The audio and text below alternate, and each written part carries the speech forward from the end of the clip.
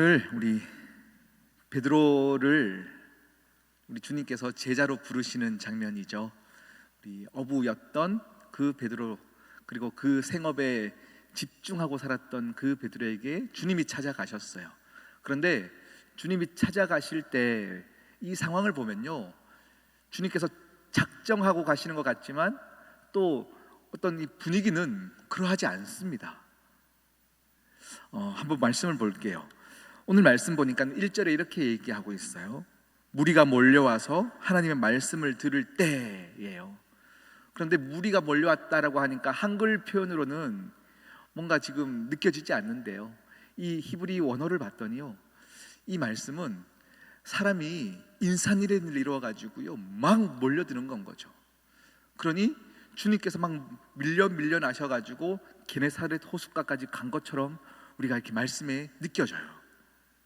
막 사람들이 계속 오는 거예요.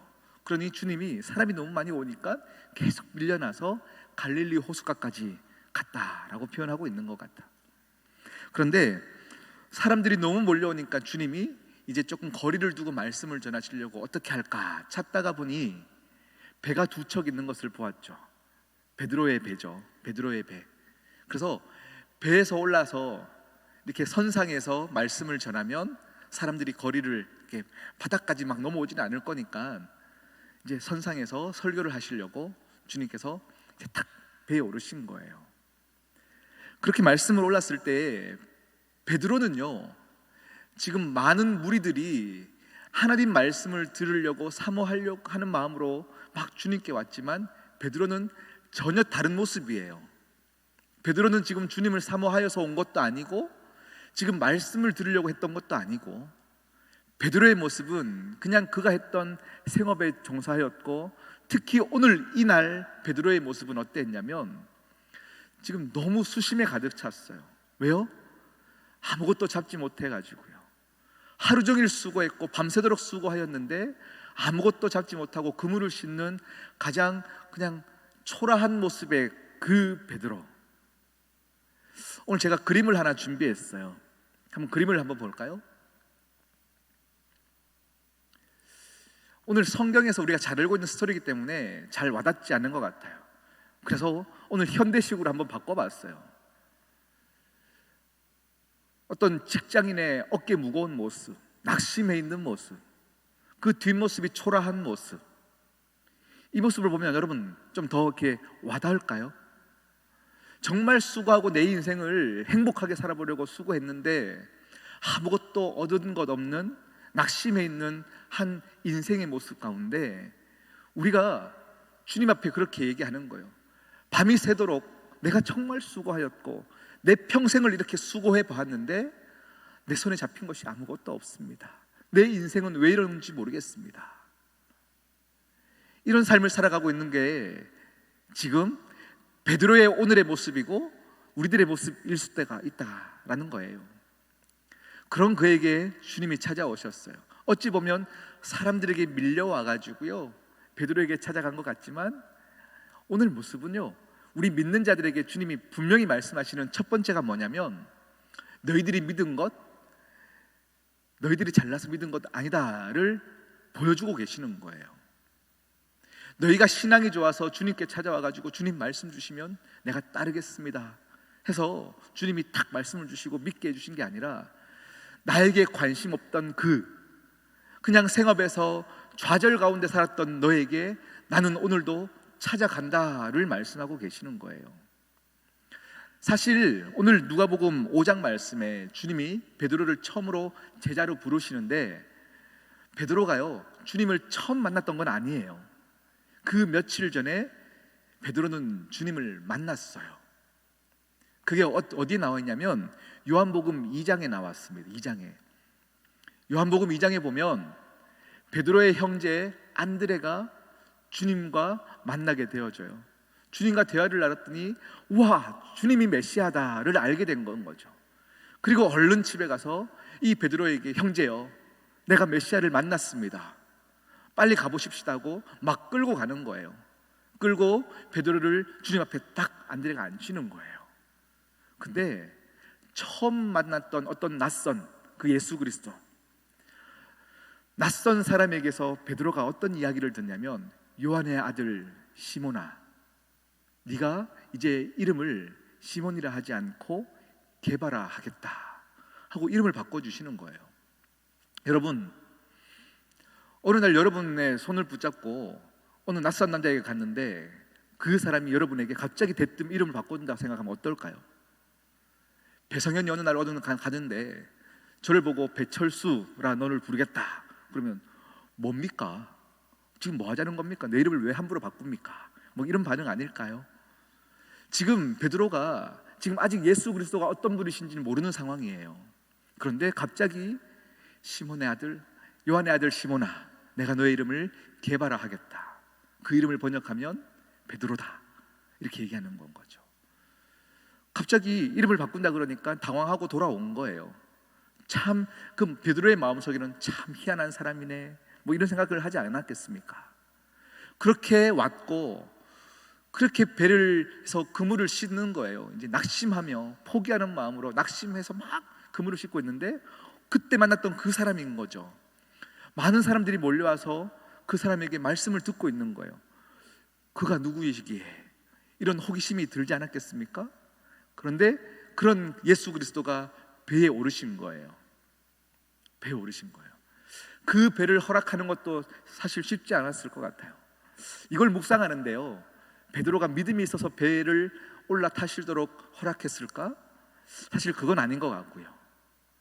그럼 어떤 마음으로 주님께 배에 오르도록 허락하셨을까 생각하는데, 저게 개인적인 묵상으로는요, 여러분 식당에 가면 정말 사람들이 많이 오는 식당에 보면 유명인들, 연예인들이 와서 식사하고 가면 꼭 이렇게 사인하고 이렇게 붙여놓고 가는 것, 혹시 그런 느낌은 아닐까 싶었어요. 지금 수많은 사람들이 주님을 막 따르고 있으니까 그냥 내 배에 오르면 내가 그냥 인지도가 올라가겠지, 뭐 이런 마음은 아닐까 싶었어요.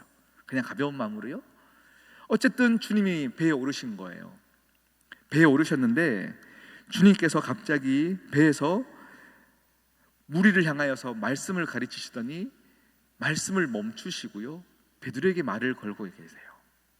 뭐라고요? 깊은 데로 그물을 던져라 말씀하고 계십니다.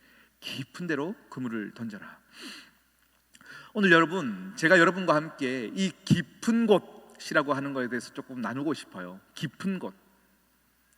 여러분, 주님께서 지금 베드로에게 말씀하셔요. 깊은 곳에 그물을 던져라. 이 깊은 곳은요, 한 번도 경험하지 않은 곳입니다. 한 번도 내가 경험해보지 않았던 곳, 경험하고 싶지 않았던 것, 내 생각과 내가 경험했던 것 안에서는 절대 되지 않는다 생각했던 것, 생각해보지 못했던 것, 그것이 깊은 곳입니다. 지금 아까 우리가 그림을 봤죠. 인생을 다 살아보려고 해도 낙심밖에 없고 어깨가 풀이 팍 죽어있는 그에게 주님이 찾아오셔서 경험하지 못했던 것들을 지시하실 때, 여러분, 첫 번째 마음은 나는 어부로서 잔뼈가 굵은 사람입니다. 혹시 그 베드로가 예수님에 대한 소문을 들었으면 알 거예요. 당신은 목수의 아들이지 않습니까? 어부인 나한테 물고기 낳는 방법들을 알려주신다고요? 말도 안 되는 이야기입니다. 안 됩니다, 그거. 왜요? 베드로는 알고 있어요.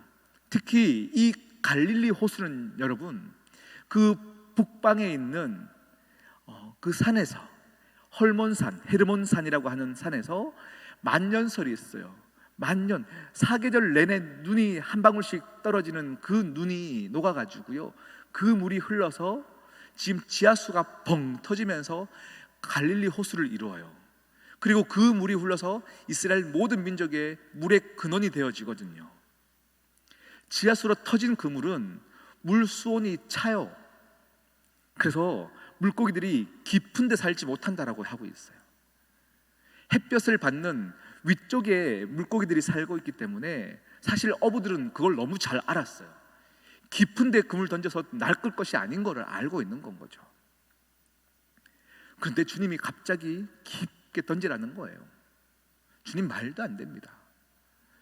여러분, 여러분의 인생을 한번 돌아보십시다. 여러분, 삶에 내 힘으로 열심히 살아보았고 잘 믿으려고도 열심히 해봤지만 어느 한순간에 탁 길이 막힐 때가 있어요. 그 길이 막힐 그때 여러분의 생각과 경험을 깨트리는 건 절대 쉽지 않아요. 그런데 그때 주님이 여러분에게 말씀하시는 게 뭐냐면 깊은 대로 경험해보지 못했던 것들을 시도하라 말씀하시는 거예요. 내가 뜨겁게 기도했는데 아직 답답한 일이 있습니까? 막막합니까? 그러면 신앙적으로 더 도전하시는 거예요. 손을 들고 기도하기로 작정하시는 거고요. 금식하기로 결정하시고 기도하시는 거고요. 우리 많은 신앙인들을 보면 딱 그 한계에 멈춰 있어요. 갇혀 있어요. 더 쉽게 와닿게 얘기해 보면요, 제가 설교할 때 여러분 예배 때 쭉 한번 보면요, 여러분들이 그날 나왔는지 안 나왔는지 다 알고 있어요. 알 수 있어요. 왜냐하면 여러분 앉는 자리에 꼭 앉더라고요. 네, 이 바뀌지 않아요. 그래서 내가 갑자기 어느 날 딱 그분이 생각나서 딱 그 자리를 보면 여지없이 거기 앉아 계세요. 틀을 깨트릴 수가 없어요. 그런데 이거는 그냥 웃자고 제가 자리를 얘기했지만 우리 신앙의 모습을 보면 내가 했던 것 안에서 틀을 깨트리기가 굉장히 쉽지 않아요. 그러니 우리의 틀 안에서 하나님이 갇혀버리는 거예요. 그러니 무슨 일이 탁 일어나도 내 한계 안에서 하나님을 해석하고 하나님을 만질 수 있는 거예요. 그때 주님이 여러분에게 말씀하시는 거, 깊은 데로 가서 그물을 던져라. 우리의 신앙의 한계 안에 갇히니까 우리의 자녀들에게도 내가 만났던 그 한계 안에서 하나님을 가르치는 거예요. 신앙을 가르치는 거예요. 그러니 자녀들은 부모의 신앙을 넘어설 수가 없는 건 거죠. 넘어설 수가 없는 거예요. 우리 부모된 우리가 우리의 인생에 깊은 것을 경험하여야 합니다. 우리 인생에 더 깊은 하나님, 더 크신 하나님을 경험한 자들이 우리의 가정을 믿음을 선물로 줄 수 있는 믿음의 부모가 되어지는 것입니다. 아멘? 네. 지난주에 제가 수요 설교를 하고 수요일 낮 설교 때는 그 얘기를 못 드렸고 저녁 설교 때는 한 가지 더 비유를 드렸는데요. 제가 이제 서울에 사역할 때 이제 명성교회를 다녔죠. 서울에 있는 그 교회는요, 제가 청년부를 담당했는데 청년들이 제가 생각했던 것 이상으로 너무 신앙이 흔들리지 않는 뭔가 견고한 뿌리가 있는 것 같았어요. 와, 이 친구들은 왜 이럴까를 굉장히 많이 좀 도전을 받고 제가 많이 보았었어요. 그런데 제가 받은 결론은 뭐냐면요, 그 부모님들이, 어른 세대가 교회 중심과 말씀 중심의 삶을 자녀들에게 굉장히 잘 교육을 시키더라고요. 제가 만났던 청년들은 거의 대부분이 정말로 어떤 상황에서도 주말에 그냥 교회 내내 살아요. 그런데 이 친구들하고 얘기를 해보니까 집이 여기 있고요, 자기들이 중학생 때 중학교가 여기 있으면 걸어서는 갈 수 없는 애매한 거리예요. 다들 버스를 타고 다니는데 명성교회 부모님들은 버스비를 안 줬대요, 아이들에게. 왜 안 줍니까? 그러면 걸어가다가 그 가운데 학교 가는 길에 중간에 있는 교회를 아침마다 마당 한번 밟고 가, 마당에서 기도 한번 하고 가. 그러니까 부모님들이 그냥 교회를 사랑하고 아이들이 교회 한번 더 들러서 놀이터를 만든 거예요. 교회에서 한번 더 기도하고 가고. 그렇게 아이들이 계속 성장하다 보니까 자연스럽게 우리 청년들이 어떤 청년들이었냐면 그냥 직장 다니다가도 금요일 날 우리 구역장 모임 오전에 보통 하잖아요. 코로나 때는 멈춰 있지만 금요 오전 구역장, 우리 권사님들이 예배 드리는 그 예배도 사모하여서 그 예배 드리려고 휴가를 내서 예배 참석하고, 그렇게 계속 정말로 신앙 안에서 뜨겁게 지내는 모습들이 있더라고요. 여러분, 우리의 신앙은 나이와 상관이 없어요. 내가 오늘 경험한 내 신앙보다 더 도전하고 더 깊은 하나님을 만나야 우리는 신앙의 성장이 있어요. 신앙의 성장이라는 말은요, 청년들에게만 있는 말이 아니에요. 이제 그건 어린 아이들이, 다음 세대들이, 청년들이 도전하고 성장해야지. 나는 지금까지, 옛날부터 지금까지 잘 살았으니 이제는 이대로 살면 되지. 아니에요. 우리는 오늘 우리에게 처한 상황에서, 오늘 내가 만나는 골리앗 앞에서 나를 넘어서기 위해서는 더 깊은 하나님을 만나야 하고 더 깊게 도전하고 살아야 합니다. 아멘? 네. 그래서 오늘 우리에게 주님이 말씀하시는 거예요. 깊은 데로 가서 금을 던져라. 할렐루야. 우리는 내 생각대로 사는 것에 익숙해 있어요. 그래서 하나님을 만나면서도 여전히 내 생각대로 살고 내가 판단하고 살고, 그러니 말씀이 탁 내 가슴에 왔을 때도요, 내 판단에 맞지 않으면 말씀은 살짝 이렇게 내려놓는 훈련들이 우리 안에 되어 있어요. 그런데 말씀에 순종하는 것들이 훈련되시기를 축복합니다. 뭐가 문제일까요? 우리는 왜 그렇게 살았던 걸까요? 신앙인이지만 우리 안에 주님의 주 되심을 잊고 살았어요. 주님이 정말 내 인생의 주인 되신다는 것들을 잊고 살면 우리는 경청하기가 쉽지 않습니다. 매 순간순간 문제가 있을 때마다 주님께 묻고 구하는 것들을 당연히 해야 되는데, 주님은 조언을 주시는 자 정도로 생각하고 내 인생을 내가 스스로 개척하려고 했던 우리의 자만함이 죄의 근본입니다. 그런 그에게 주님이 찾아오신 거예요. 그래서 여러분, 잠언 3장 6절에 보니까요, 너는 범사의 그를 인정하라. 그리하면 너의 길을 지도하시리라. 범사의 어떠한 상황 순간에 답답하냐, 좌절했느냐, 그때도 나를 의지하라. 그러면 너의 길을 주님이 지도하신다. 여러분, 범사의 주님을 인정하시기를 축복합니다.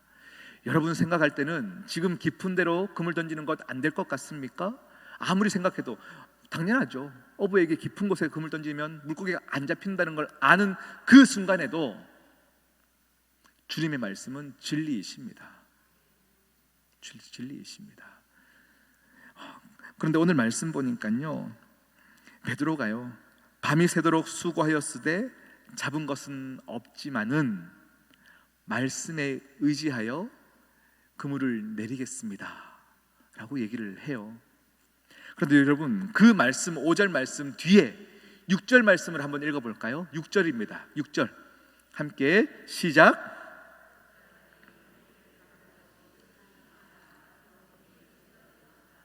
아멘.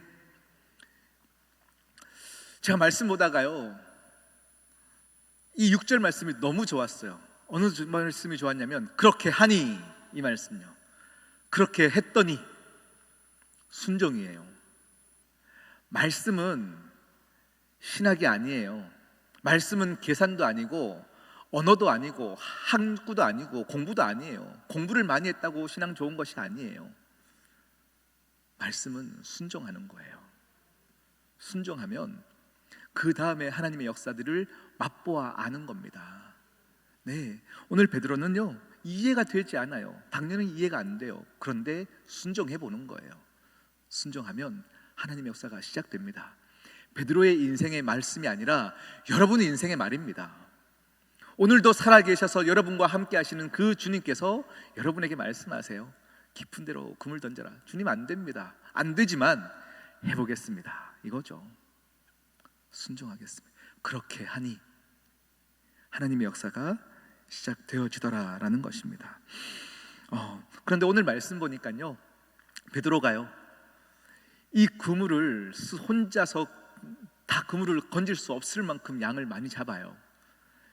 그런데 이 많은 그물을, 물고기를 다 잡고 그 반응이 주님을 향하여서 주님 감사합니다, 주님이 정말로 알려주신 대로 했더니 고기를 많이 잡았습니다 하고 감격해야 될 그 상황에서 오늘 8절입니다. 8절을 한번 읽어볼게요.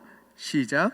시몬 베드로가 이를 보고 예수의 무릎 아래에 엎드려 이르되 주여 나를 떠나소서 나는 죄인이로소이다 하니, 이렇게 말씀하고 계세요.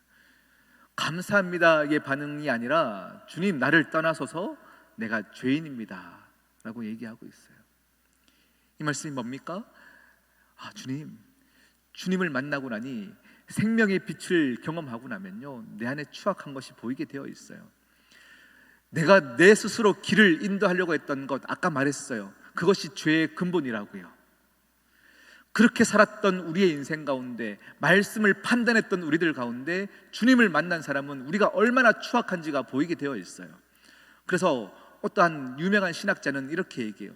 정말로 회개 기도를 한 사람만이 내가 얼마나 추악한지를 알 수 있다, 이렇게 얘기하는 거예요. 회개 기도를 하면 할수록 내가 얼마나 추악한 사람인지를 아는 게 복이라고 말씀하시는 거예요. 오늘 그의 인생 가운데 처음에는 깊은 데로 금을 던지라 했던 것 안에서 굉장히 판단했을 거예요. 기분이 나빴을 거예요. 이 모든 것들이 자기가 얼마나 주님을 따를 수 없고 내 인생을 내가 길 만들려고 했던 인생인지를 알았던 그가 주님 앞에 내가 죄인입니다 얘기하고 있어요. 오늘 이런 스토리들 안에서 주님은 그에게 말씀하십니다.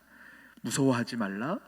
이제 후로는 내가 너를 사람을 낚는 어부, 사람을 취하는 어부로 인도한다 말씀하고 계세요.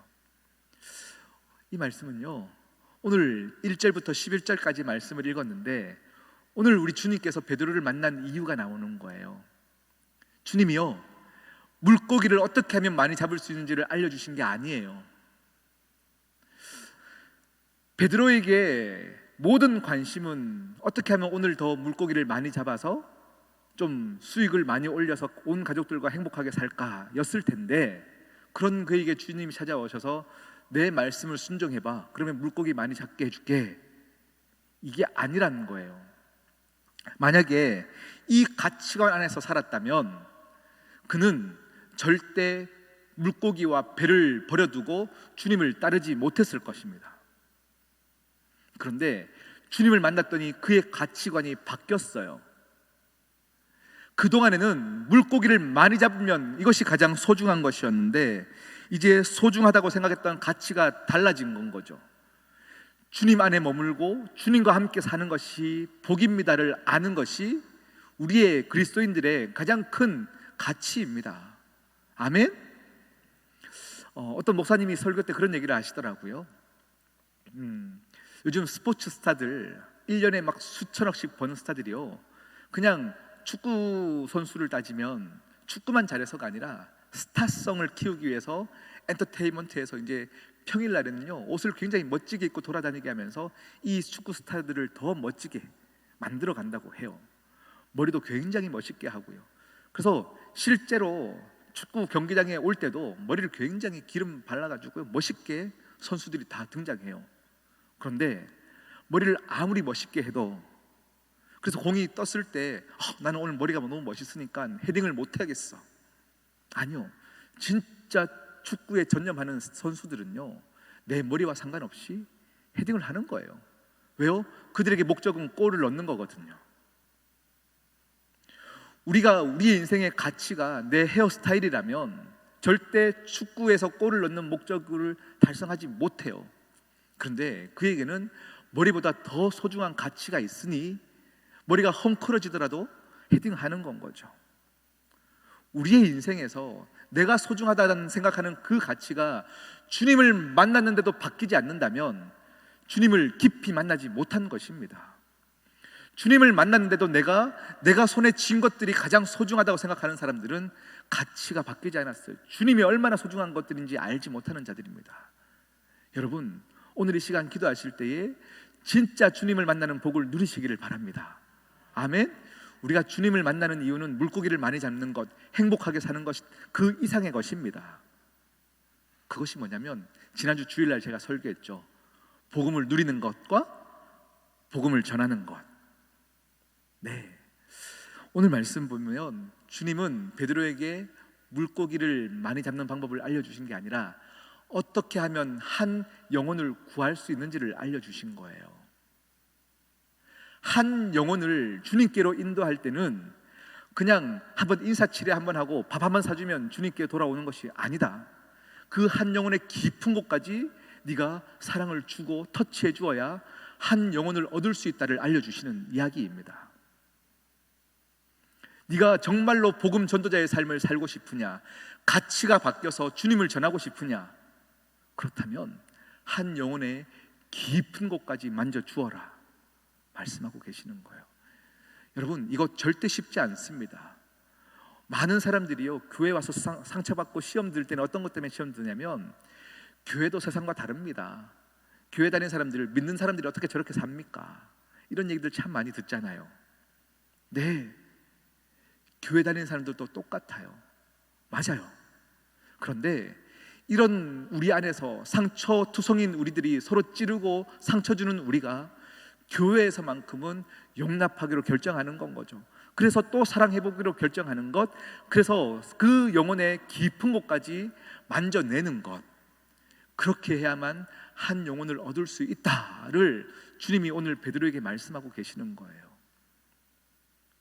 이런 말씀의 시각으로 다시 성경을 5장 1절부터 쭉 읽어보면요, 베드로가 오늘 말씀을 의지하여서 물고기를 많이 잡은 것이 아니라 네가 이제 사람의 깊은 곳을 만질 줄 안다면 정말 많은 사람들을 너를 주님께로 인도할 수 있다를 주님이 알려주시고 계시는 거고요.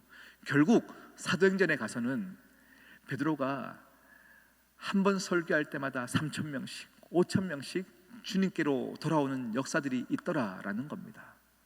그것을 오늘 말씀 통해서 주님은 너의 미래의 삶을 예시하고 계시는 거예요. 네가 중간 과정에서는 많은 시련들이 있을 것이고 나를 배반할 수도 있을 것이고 많은 아픔을 겪을 수도 있겠지만 내가 너와 함께하고 너는 사람을 낚을 가치를 가지고 살아간다면 너의 삶은 그렇게 복된 삶이 될 것이다. 주님 말씀하시는 거예요. 여러분, 우리 교회에 그런 교회가 되기를 진심으로 축복합니다. 제 고향은 포항이잖아요. 포항은 바닷가가 바로 창문만 열면 바다가 보여요. 그리고 제 정말 가까운 친척 중에는 실제로 어업을 종사하시는 어부가 계셔요.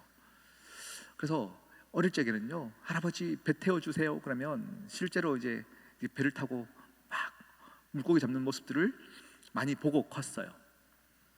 어느 한 날 제가 이제 컸을 때 이제 대학생 친구들이요, 야 포항 같이 가서 나도 배 타고 싶다. 그러면 따라와. 해서 제 친구들을 데리고 할아버지에게 부탁하는 거죠. 할아버지 배 한번 태워주세요. 친구들과 배를 탔습니다. 그리고 바다 한가운데까지 그냥 배를 타고 쭉 가는 거예요. 그런데 물고기를 잡는 방법을 제가 어느 날 봤는데 여러분, 배 한가운데서요 배 여러 척들이 다 갑자기 시동을 꺼요. 그리고는 야들아 라면 먹을래? 그리고 그냥 갑자기 라면을 끓이세요. 물고기를 잡지 않으시고.